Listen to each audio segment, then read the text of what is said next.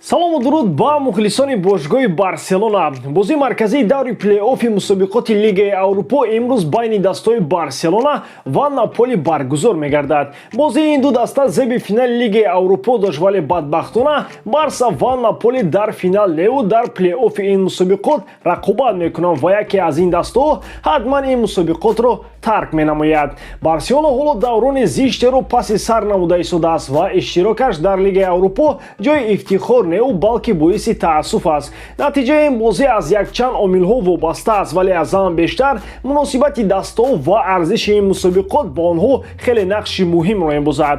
дар Италия Лигаи Аврупо арзиш надорад ва онро ҳатто мусобиқотам намешуморанд ки инро дар томи Аврупо медонанд ва наполи инро ба назар гирифта шояд фақат такя ба қаҳрамонии Италия шудан мекунад ки дар ин мавсим яке аз довталабони асосӣ маҳсуб мешавад. аввали барселона бошад бо вуҷуди дар чоргонаи беҳтарин буданаш дар ла лига хуб нест ва ба хотири иштирок дар мавсими ояндаи Лигаи чемпионҳо бояд ҳатман дар Лигаи Аврупо ғолиб бояд ки дар ин сурат новобаста аз оне ки дар ла лига ҷои чандумро ишғол менамояд ба таври автоматӣ иштирокчии Лигаи чемпионҳои соли оянда мегардад. аммо инҷо суол ба миён меояд ки оё барселона метавонад дастаи пурқуввати Италияро шикаст диҳад? имрӯз мо дар бораи вазъи дастаҳо пурра гап мезанем. аз шумо дӯстон мисли ҳар вақта лайк, комментария ва дар канал обуна шудан аз мо бошад ҳар рӯз видеои нав баровардан. акун дар ягон ҷо поза ёнбошро гиред ки давомаш мошни мегузарад.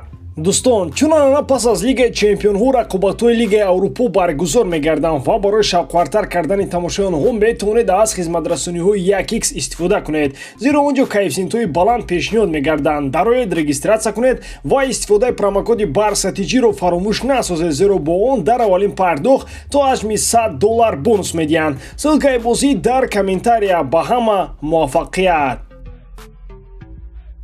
ба ҳама маълум аст ки барселона айни замон дар ҳолати хуб қарор надорад ва аз ин даста бояд мӯъҷизаро интизор набошем. хави барселонаро хеле беҳтар намудааст, вале ҳоло ҳам дастаи устувор сохта натавонистааст. аз ҳамин лиҳоз бо дилхо дастаҳое ки бозӣ мекунанд ҳам гол мезанаду ҳам гол сар медиҳад. барселона бо услуби ба худ хос, яъне идора кардани туп бозӣ мекунад, вале хеле ҳолатҳои зиёде мавҷуд аст ки аз иштибоҳи пасҳои футболбозон истифода бурда рақибон ба аксулҳуҷум мегузаранд. наполи дастаи ки зиёд гол мезанад ва барселона то ҳол муҳофизатгарони дақиқи ҳайати асосиро пайдо накардааст ва дар ҳар бозӣ исми муҳофизатгаронаш бо мавқеъҳояшон иваз мешавад ва бо онҳо якдигарфаҳмӣ намерасад. ин дафъа муҳофизатгарон бояд хеле кӯшиш ба харҷ диҳанд ки ба дарвозаи худ гол сар надиҳанд. хати муҳофизаи барселона дар 23 бозии ла лига 27 гол сар додааст, вале аз хати ҳамлаи барса низ шикоят карда намешавад ки вақтҳои охир фоизи амалкарди онҳо аз ҳолатҳои гол задан хеле афзуда аст.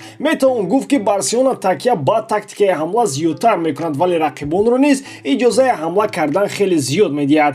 дар мусобиқотҳои аврупоӣ мусовӣ бо дастаи бенфика ва мағлубият аз дастаи бавария бо ҳисоби 3-0 аллакай дар даврони сармураббии барселона будани хави рух додааст ва иштирок дар мусобиқоти Лигаи Аврупо хеле рӯафтуда кардааст хавиро. ҳангоми танаффуси бозиҳои аврупоӣ хави хеле дигаргуниҳо ба бозии дастааш даровард ва ҳамлагарони таҷрибадори зиёде дар равзанаи трансфери зимистона ба ҳайати барса пайвастанд.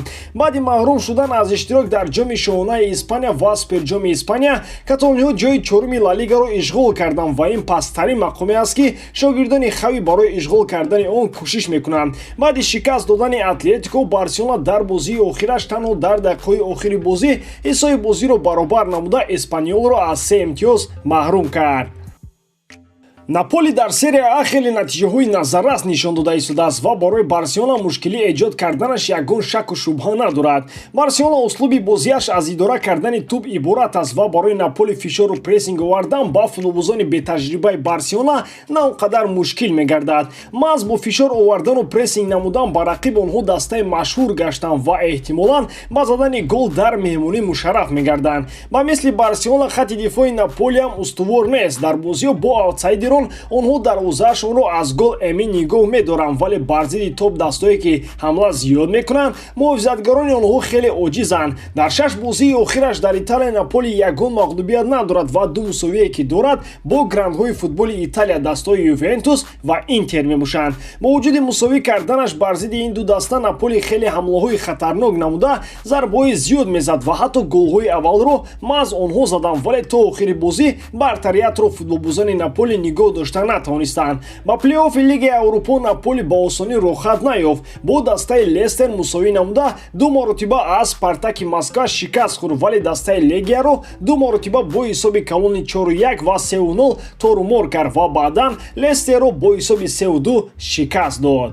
امشب خیلی بازی جالب ما رو انتظار است و فاوریت رو معین کردن دشوار میگردد. دانی الویس رو در لیگ اروپا با قید نگرفتن و جراحت رونالدو اراوخو خیلی مشکلی زیاد ایجاد میکند برای ترشتگن.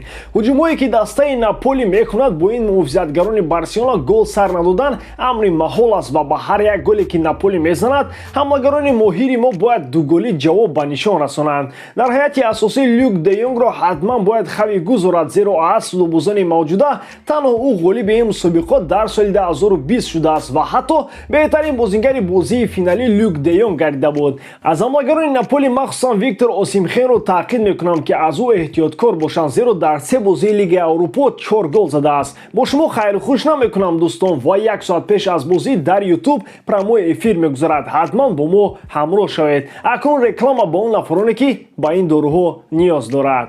چخلی که میدونید شرکت آسیا مارکت طولی چند ماه میشد که با بسیاری بلاگرهای مشهور همکاری میکند و آسیا مارکت همیشه در فکر مشتریان خود است. با همین خاطر آسیا مارکت از این روز سر کرده تا روز 24 فوریه بخشیده به روز ارتش ملی در همه داروهای خود 15% تخفیف میکند. دارو برای فربه و خرابشوی، برای ریش و موی سر براری، برای خنک زدگی و قوی کردن مردانگی و باز دیگر داروهای گیاهی و اوریجینال. شما میتوانید خودی حاضر با نمرهای در روی اکران زنگ زده همه داروهای شرکت آسیا مارکت رو با تخفیف 15% خریداری کنید.